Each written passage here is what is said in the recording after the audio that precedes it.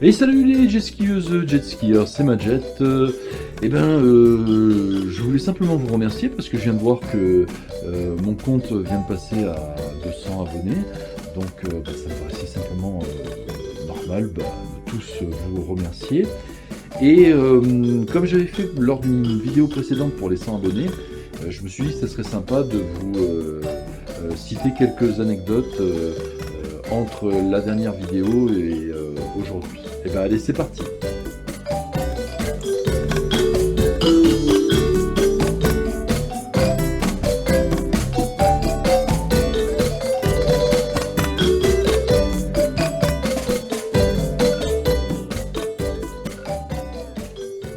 Alors, pour la première anecdote, je vais vous parler justement de mon trip aux États-Unis et de certaines choses que j'ai pas forcément évoquées en vidéo. Quand j'ai ri déjà, ça a été quelque chose d'assez compliqué et d'assez stressant. Déjà j'avais, je crois que le vol faisait 11 heures ou 12 heures, quelque chose comme ça, et j'avais le jet lag, j'avais un peu la nausée, j'étais un petit peu fatigué, et en plus j'avais envie d'aller aux toilettes. Le souci c'est qu'il y a plusieurs avions qui sont arrivés en même temps, et je vous mens pas, mais on a attendu quasiment 2 heures. Et donc, quand j'arrive vers la fin de la file d'attente, je vois quand même que les douaniers, la plupart des douaniers étaient plutôt souriants, etc.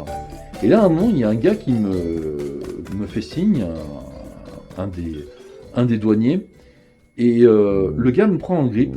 Vraiment, je me souviens, il avait un gros badge, il avait une moustache, il avait la main qui était posée comme ça, le mec me regarde, il me pose plein de questions. Sir, where are you coming from? What is your schedule? Where are you going? Where are you trying to do? What are you going to do in USA? How much cash do you have on you? May I see your booking, please? Et en fait, le mec, en plus, m'a posé toutes les questions que vous avez dans le formulaire ESTA. Il m'a fait un mugshot, le truc, les yeux, les empreintes digitales, etc. Il m'a fait la totale.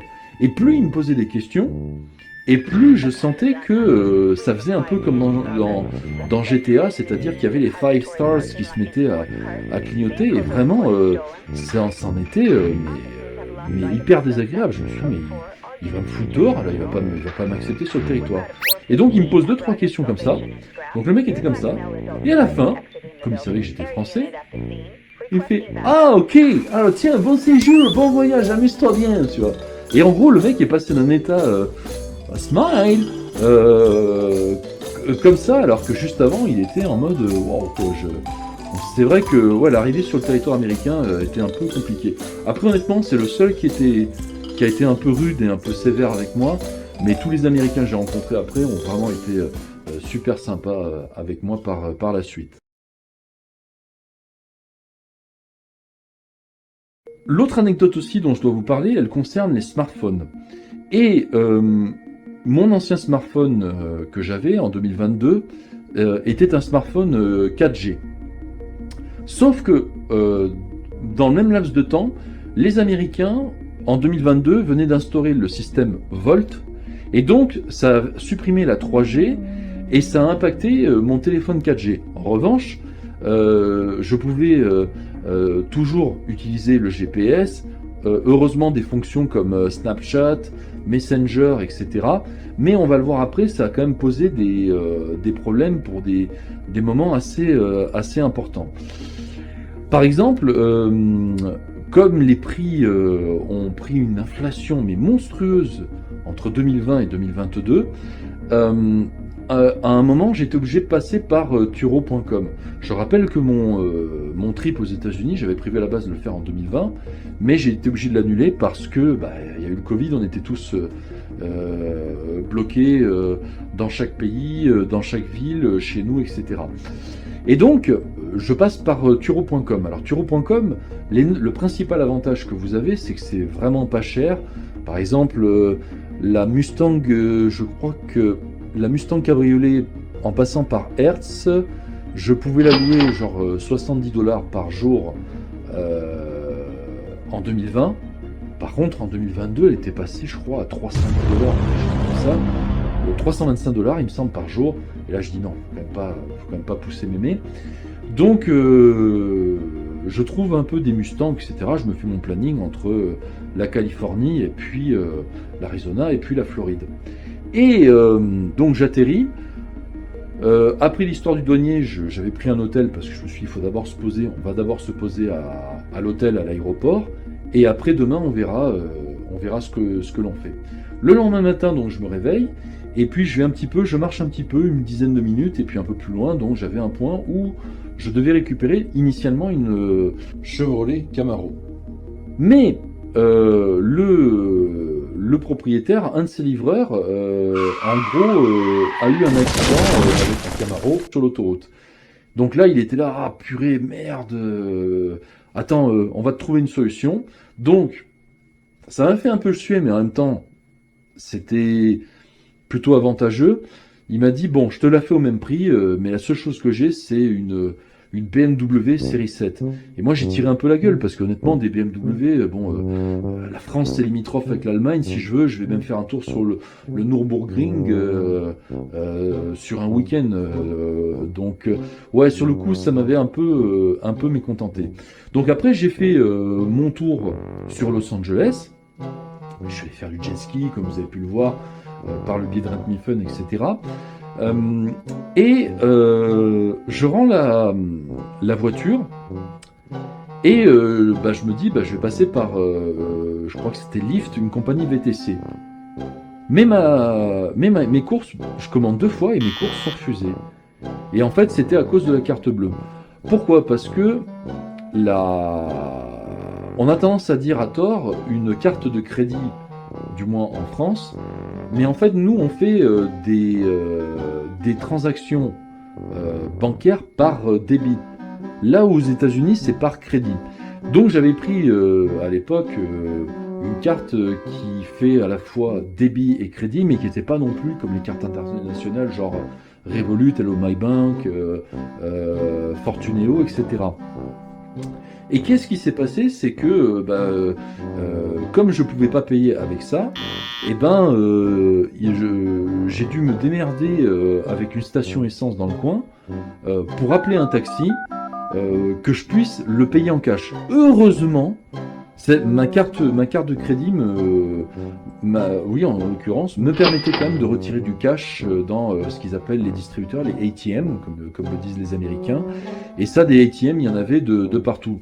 Le souci, c'est que le cash ne pouvait pas être utilisé pour des VTC comme Lyft ou Uber. Le lendemain matin, finalement, je crée un compte parce qu'après, il fallait que j'aille à l'aéroport avec Uber. Et heureusement, Uber, à la base, ils ont fait un truc du genre, on vous file, je crois, $100 de cadeaux. Donc, j'avais un peu d'argent par rapport à ça. Donc, je me dis, bon, c'est peut-être Lyft qui fait chier, mais avec Uber, ça va passer, ça va le faire. Entre-temps, donc, je prends un vol. Autre petite galère, le pilote d'avion conduisait hyper mal. Et je vous mens pas, j'avais repris le registre après sur FlightAware. Le mec, quand il a atterri, ça faisait limite des escaliers. Il a essayé de faire un truc. Il a essayé de faire un vol à l'arrache. Il s'est complètement loupé. Du coup, il a remis les gaz. Moi, ça m'a préparé à remarquer au vol 0G. J'ai eu le droit de vomir. Et le mec, il a atterri, mais comme une merde. Ça nous a tous secoués. Je me souviens que j'avais voulu un peu engueuler le commandant et le personnel de bord qui, en règle générale, est présent pour dire au revoir en Europe, que ça soit Air France, British Airways, etc. L'équipage dira au revoir, mais je dis quand même aux hôtesses et qui m'ont l'air comme extraterrestres, je leur ai dit un truc du genre Ladies, this was certainly one of the worst landing ever. Non, j'étais vraiment pas très content. J'ai expliqué que j'ai eu le droit à une séance vomi, donc c'était quand même pas très sympa. Et quand j'atterris, donc là, je vous parlais tout à l'heure de la Mustang, je devais récupérer un peu plus tard une Mustang en Floride. Et là, le mec me dit, oh là là, monsieur, je suis désolé, le locataire qui a loué la Mustang une semaine avant vous, là, il vient de m'appeler, je suis dans la merde, il a fait un drift et il l'a tanké dans un feu rouge à une intersection. Donc il m'a dit, je vous conseille d'annuler je vous conseille d'annuler la location parce que là, vous n'allez pas aller très loin. Bon, ok, d'accord, je récupère le cashback et du coup, ça me permet d'en louer une autre, mais qui était à l'autre bout de la ville de Tampa, là où j'avais prévu après d'aller. Donc, je me suis dit, je pense que je vais jamais réussir à louer une voiture américaine. Et par contre, à Las Vegas, ce qui s'est passé, c'est que je suis passé par alamo.com, et puis il y avait une promo sur les pick-up, et là par contre, je suis tombé complètement sur l'inverse. J'arrive, il n'y avait plus rien, et le mec, je me souviens, c'était un espèce d'amérindien ou un truc comme ça. Il me regarde, il me dit t'inquiète pas mec, on va te trouver une solution, et il m'amène un énorme Dodge Ram. Moi j'étais là, wow. Et donc je commence à partir. Mais à un moment, en fait, la particularité sur le Dodge Ram, il y a deux choses. Déjà, à l'intérieur, c'est tout noir, les plastiques sont noirs de partout. Et le frein à main, il n'est pas, comme sur les voitures classiques que je connais, il n'est pas au milieu. Et putain, à un moment, je suis un feu rouge, le feu passe au vert, en plus je suis en tête. Et tout le monde se met à me klaxonner parce que, en fait, j'avais mis le frein à main. Et en fait, je comprenais pas comment il fallait que je l'enlève. Donc je mets les warnings, je descends, les mecs ils disent what the fuck are you doing et tout. Et en fait, heureusement, à un moment, il y a un gars, il m'a expliqué. Et là, j'ai tiré, donc il y avait une espèce de poignée sur le côté. Et là, schlack, ça a libéré les roues. Et c'est bon, je dis ok, thank you et tout. Et puis j'ai pu partir. Donc, voilà, donc c'était un petit temps d'adaptant. Par contre, c'est vrai que c'est génial parce qu'on part, on a envie de dire. Salut Sandrine Rousseau, tiens, salut Anne Hidalgo, salut Nicolas Hulot, et là tu t'en branles mais complètement. On bat les couilles frère. Et tu pars, c'est l'Amérique, tu pars dans le désert, etc. En revanche, tu fais beaucoup moins le malin quand tu vois que pour refaire le plein d'un tel véhicule, ça te coûte quasiment $100. Sachant que le gallon en Arizona était un des moins chers. Et donc oui, après être allé faire du jet ski à Lake Havasu et compagnie, j'atterris. Là, les emmerdes continuent avec. Maintenant, c'est plus Lyft, c'est Uber qui me refuse les courses.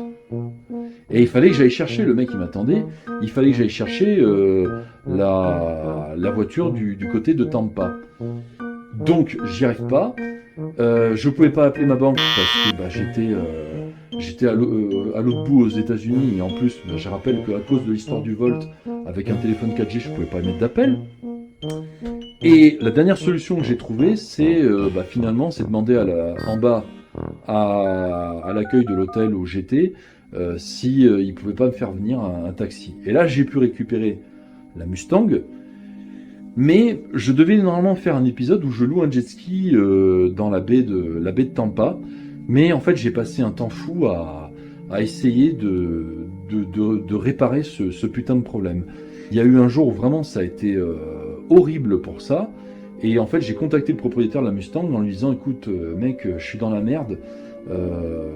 Là, ta bagnole, je vais la rendre, mais je vais être obligé de prendre un bus et tout pour pouvoir ensuite prendre un train pour aller à Orlando. Et il me dit écoute, j'ai pas d'autre solution à te proposer, mais rends-la-moi, viens à 7-8 heures du matin. Et si tu veux, moi après, pour quelques dizaines de dollars, je te dépose à la gare de Tampa. Je lui dis bah écoute, ça me va. Et là ensuite, donc j'ai pris un train, et puis comme je suis arrivé, j'étais clairement le premier voyageur, ils me filent, donc je leur file mes bagages, et puis ils me filent un ticket. Mais moi, je croyais que comme l'aéroport, que j'avais filé un ticket. Non. En fait, entre-temps, je visite Tampa, et puis je monte dans le train. Et en fait, c'est un service un peu à l'ancienne qu'on retrouvait sur les trains de la SNCF. Avant, je sais pas si vous vous souvenez, à l'arrière des corails, il y avait des fourgons. Et donc, arrivé à Orlando, le contrôleur, il est ouvert, il me dit putain, j'ai eu un appel de la gare de Tampa, les mecs ils ont oublié de te charger des bagages. Heureusement, bon, moi j'avais comme du produit, mes lentilles, j'avais les chargeurs pour téléphone, etc. Je dis putain, tu déconnes, c'est sérieux. Donc ça a été quelque chose d'assez épouvantable. Je me souviens que je suis allé à mi-chemin entre Orlando et Daytona, louer pareil aussi un Airbnb chez une dame. Et en plus, bon, soirée sur le tas de merde, putain, cette dame était fumeuse de cannabis, ça puait la weed de partout, J'avais horreur de ça. C'est la seule d'ailleurs à qui j'ai pas mis de bonnes notes sur les Airbnb dans lesquels j'étais aux États-Unis. Donc, en fait, je me suis dit, on va raisonner un peu à l'envers. En fait, en gros, ce qu'ils ont fait, c'est qu'ils ont embarqué mes affaires sur le train suivant, qui était le lendemain, parce qu'en fait, il y a un train le matin et un train le soir. Mais sinon, il y a rien d'autre. Et donc, je me suis dit, je vais passer la journée à Daytona, et sachant que j'avais prévu après d'aller pas très loin de Cap Canaveral. Et donc, pour vous expliquer ce qui s'est passé, c'est que je suis revenu à la gare, et là, je me gare à côté d'un mec qui avait un pick-up, et c'était un vieux black qui faisait penser vaguement à Danny Glover. Et je le voyais, en fait, le mec, en gros, il avait enlevé une roue sur laquelle il avait eu une crevaison de pneus. Il a mis son jack sous l'essieu. Le souci, c'est que il avait pas de... En fait, il avait atteint le bout de course et il avait pas mis, au moment où il a soulevé, il a pas pensé à mettre une cale en bois. Et il était en train de galérer, le pauvre, il avait de la transpiration partout, etc. Et je lui dis, attends mec, si tu veux, je vais t'aider. Si t'as des bouts de bois, je vais regarder le cric que j'ai, ce qu'ils appellent le jack là-bas, le cric de la bagnole. Là, j'avais récupéré enfin une Dodge Charger. Ça s'était très très bien passé. En plus, le mec, ça a été le plus gentil. Les autres, ils me disaient, ouais, tu mets que du Excelsium, du Suprême ou je sais pas quoi. Lui, il me disait, oh, tu mets du régular, j'en ai rien à foutre, tu sais quoi. Et il a été super sympa, il m'a même pas compté des frais. Vraiment, c'était un mec qui était là pour le plaisir. Et vraiment, j'ai adoré tourner avec ce mec-là. Bref, pour en venir donc à l'histoire du vieux, donc je sors le jack de la Dodge Charger. Et là, avec le bois, hop, tac, tac, tac. C'est même moi parce qu'il était claqué, le pauvre, il n'en pouvait plus. C'est même moi qui lui ai remis la nouvelle roue. Hop, je lui ai vissé, j'ai serré, tout ça. Je lui ai dit, voilà, tu fais quelques miles, tu t'arrêtes, tu revérifies si ça n'a pas bougé. Et après, si c'est bon, hop, tu revérifies dans quelques trentaines de miles, etc. Il m'a remercié, il était super content, le vieux. De là, j'ai récupéré, alléluia, mes bagages. Et là, après, donc, je suis arrivé dans la soirée pour pouvoir ensuite faire le reste de ma tournée. Et après, je ne sais pas ce qui s'est passé. Bah, pareil, une rebelote. Il a fallu, re-anticiper pour l'histoire des Uber et compagnie et tout le bordel. Cette fois-ci, je me suis pas fait couillonner. C'est-à-dire que quand j'ai repris le train, donc là, ça a été bien fait. Et donc là, j'ai récupéré sans problème. Et je commence à me dire, bah tiens, c'est bon, ça passe. La course, elle passe. Ok, impeccable, elle passe. Et j'arrive sans problème. Ça me refait une deuxième course. Pareil, très bien. J'avais donc loué, comme vous avez pu voir, les jet skis. On était allé sur Star Island, etc. avec le loueur. En revenant. Et oh putain, ça recommence. Le lendemain, je devais aller prendre un ferry à Fort Lauderdale pour ensuite aller aux Bahamas à Bimini. Et là, je recommence un peu à avoir 2-3 merdes, parce qu'entre-temps, Uber me dit que ma carte est volée, alors qu'elle était à mon nom. Et que j'ai fait des opérations bien avant en France, ou en Europe, et que même après, quand je suis rentré en France, j'ai pu refaire des opérations sans problème avec. Et ben pour eux, ah ben non. Et j'ai fait un claim, j'ai fait donc une réclamation. Ah mais non, bah écoutez, on clôt le dossier parce que votre carte elle est volée. Donc c'est vous qui êtes en tort. Un petit con, casse-couille, qui prend la tête, d'accord? Et si elle est à mon nom, connard. Oh putain le con! Oh le connard! Merde! Bref. Et donc tant bien que mal j'arrive à faire ça, je croise les doigts parce qu'on est arrivé hyper tard le soir après les Bahamas, et ouf, heureusement j'ai pu pour la dernière fois utiliser un de ces putains de Uber à la con. Et donc ce que vous ne savez pas, c'est qu'il y aurait dû y avoir normalement un épisode jet ski pour conclure un petit peu aux Bahamas, à Bimini Island. Seulement, le problème c'est que quand vous arrivez, il n'y a rien qui est ouvert. Il y avait des jet skis en location. Et le petit jeune, il était tout seul, ça se voyait que c'était un petit jeune, je sais pas, de 18-20 ans, il n'y avait pas son chef et tout. Et je lui explique, je lui dis écoutez, voilà, je voudrais louer un jet ski. Et il me dit ouais, mais le problème c'est que nous, la base elle ouvre je crois qu'elle ouvrait à 17h ou un truc comme ça. Le problème c'est que il faut être grand max à l'embarcadère à 17h de l'île. Parce qu'ensuite, il y a un départ à 18h ou quelque chose comme ça. Ensuite, il y a 1 heure ou 2 heures de bateau, je sais plus, il me semble que c'était 1 heure, bref. Et donc, je me suis dit, bah putain, si j'avais su, j'aurais économisé quand même une grosse partie du budget par rapport à ça. Donc ça, l'histoire des Bahamas, je l'ai un peu en travers du gosier, parce que oui, les plages sont super belles, mais par contre, pour le reste, tout est ultra cher. Déjà, les États-Unis, c'est bonbon, mais alors, les Bahamas, j'ai trouvé que c'était limite du racket. Combien? Et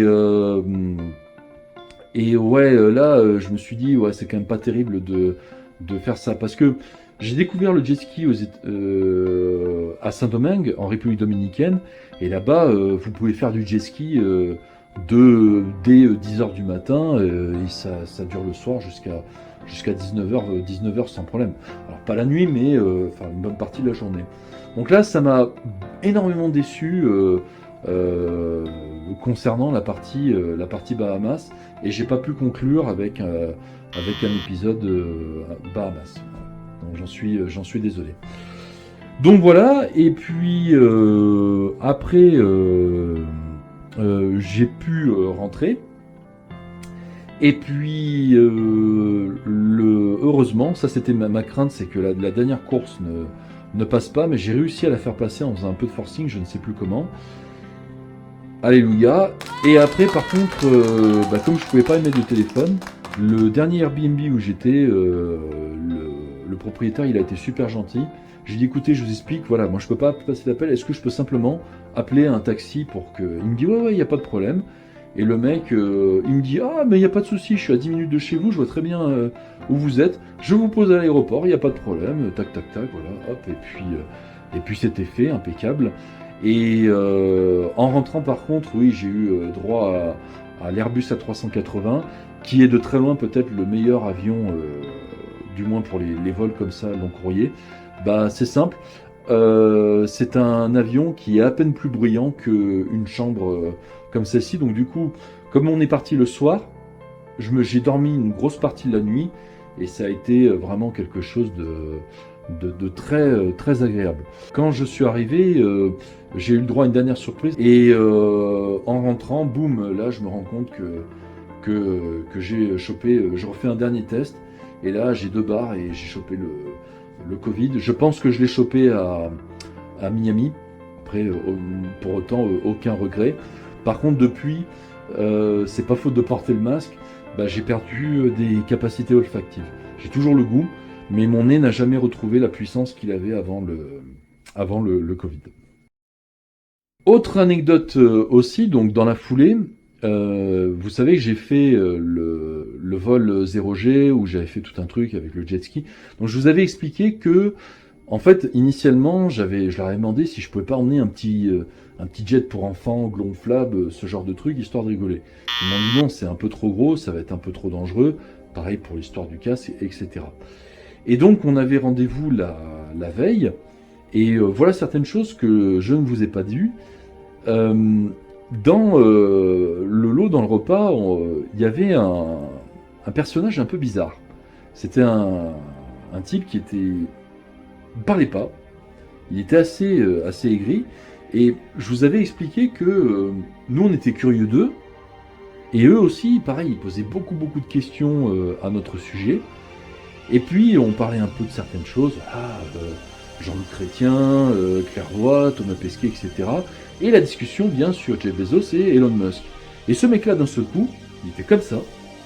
Et puis d'un seul coup, il fait « Bah moi, Elon Musk, vous savez quoi ? j'accepterai même pas de manger avec lui ou de faire un vol avec lui parce que c'est un gros pollueur ce type. Et là, il y a eu un gros blanc dans la salle. On était tous là à se regarder avec un énorme un énorme malaise. Et je crois que c'est Franck qui a repris un peu la discussion en changeant un petit peu le sujet. Et puis voilà, la soirée a un petit peu continué. On a eu aussi quand même un briefing et on apprend d'ailleurs qu'on allait voler avec le célèbre Thomas Pesquet. Mais néanmoins, ils nous ont quand même dit de pas l'emmerder avec des selfies, des dédicaces, ce genre de trucs. Parce qu'ils nous ont dit honnêtement, il a l'air de rien, mais la célébrité, il la vit pas si bien que ça. Je fais mon vol, super, vraiment, encore une fois, sensation absolument incroyable. Mais quand même, je peux vous dire que ça porte bien le nom de Vomit Comet, parce que pendant le vol, à un moment, j'ai vomi 2 fois. Hein. Pas grand chose, mais vraiment, ça m'a donné envie de vomir, mais vraiment des vomissements comme ça, soudains, et puis vraiment assez fort, quoi. Donc quand j'atterris, je suis quand même assez KO, mais dans la foulée, il y avait un super repas. Et ce que je vous ai pas dit, c'est que j'ai eu l'occasion, un peu comme ça, je crois j'arrive, et puis il y avait des super trucs, là, il y avait des très bonnes boulettes, il y avait du boboon, etc., qui était super bon. Puis là, je suis en train de me servir, puis je sens une présence à côté, et je dis, putain, je suis pas toi, mais alors, moi, c'est super bon. Et c'était Thomas Pesquet, et qui me regarde avec un sourire, et puis qui me dit un truc du genre, ouais, c'est vrai, là, les cuisiniers, ils ont fait un truc sympa, ils ont mis plutôt les bouchées doubles, etc. Et là, il y a un espèce de mec à la Bug Danny, à la Bavrique et tout, tu vois, le mec, il arrive comme ça, il commence à arriver. Heureusement, il avait retenu ce qu'on avait dit la veille. C'est ah, au fait, ouais, Pesquet, ouais, je suis habilité sur les A320. Je viens de la même école, le même centre de formation que le tien et tout. Puis le mec, il se l'a pété, mais il se l'a raclé, mais grave. Je rappelle encore une fois ce qu'on avait dit la veille. Et là, Pesquet, il a l'air comme ça, un peu étonné, et il lui dit ah, j'étais pas au courant. Bon, messieurs, veuillez m'excuser, et puis il est reparti manger dans son coin. Et honnêtement, j'avais envie de lui dire, les gens se rendent pas compte des fois. Ça me rappelle un moment, là, il y a eu un truc avec Chia la Bouffe qui atterrit à Cannes, qui va faire un tour. Bon, il fait des photos, et les gens se rendent pas compte. J'ai cru comprendre que Chia la Bouffe a un peu de caractère, un peu de carafon, mais les gens se rendent pas compte que quelque part, on a un peu une intimité. Moi, en fait, j'ai un tout petit peu discuté vite fait avec Pesquet, mais j'ai préféré que la discussion, elle vienne de lui. Voilà, vous voyez ce que je dirais, pas m'imposer à essayer de lui casser les pieds avec des trucs comme ça. Donc, des fois, réfléchissez un peu quand vous faites certaines petites choses. Ça peut être vraiment très... ça peut être très très mal perçu, quoi. Get off me. Go, you got it. Back off. Yep, you ready? Leave me alone, bro. Et puis, l'an dernier, comme j'ai expliqué, je suis allé au Japon. Je n'ai malheureusement pas pu louer de jet ski sur place, parce que c'est lié au fait que les Japonais n'ont pas signé les accords de Genève concernant le permis international. Par contre, je pouvais quand même, en faisant une certaine procédure, en filant une traduction de mon permis, louer un véhicule. Et là, contrairement aux États-Unis, déjà beaucoup moins cher. Quand j'ai atterri, vous vous souvenez, j'avais dit que ça avait duré 1 heure, que le douanier m'avait cuisiné, etc. Et là, franchement, ça a duré peut-être 5 minutes, 3 contrôles avec 3 personnes différentes.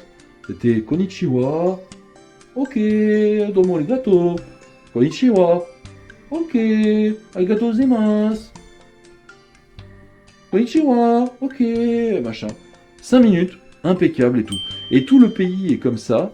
Et vraiment, c'était super. Je me souviens que les tarifs, à part le bœuf de Kobe, où là vraiment, oui, ça peut vraiment coûter cher. Vraiment, c'était un peuple qui était incroyablement gentil.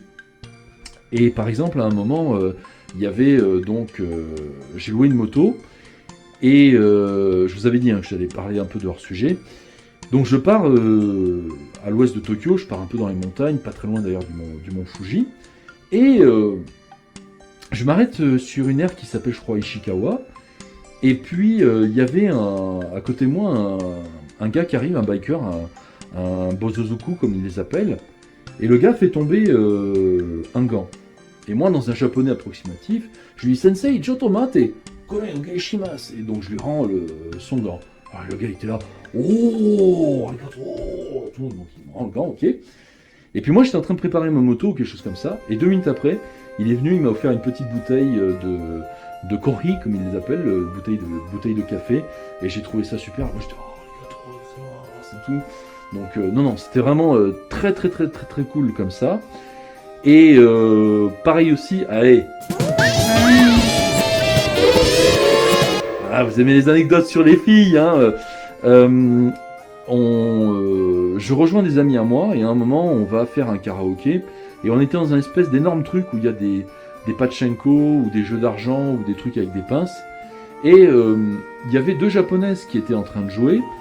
Elle jouait avec un truc avec une pince et la pince commence à prendre, je crois que c'était un paquet de biscuits et tout, mais le paquet tombe et en fait il retombe. Alors moi j'étais là, je dis en français, ah dommage, too bad et tout.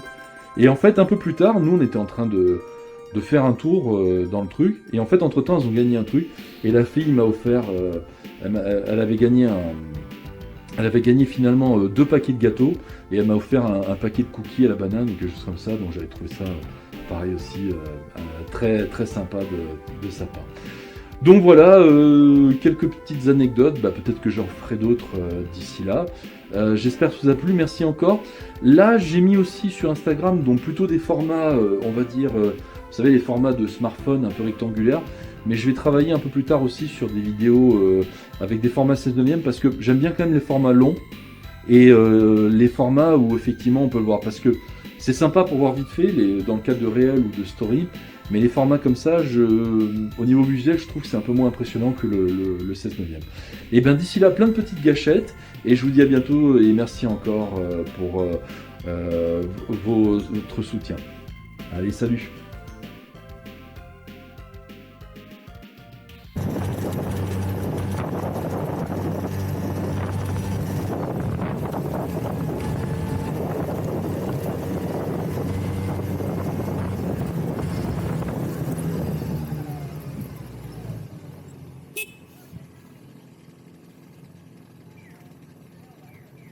Bon je me retrouve tout seul.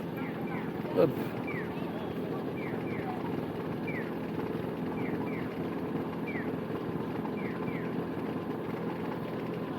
Je suis perdu.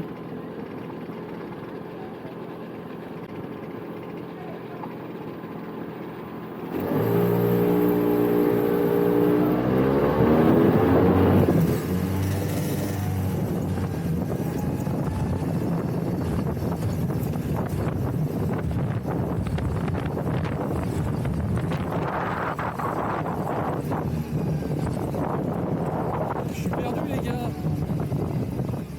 Ils sont où? Ah c'est bon.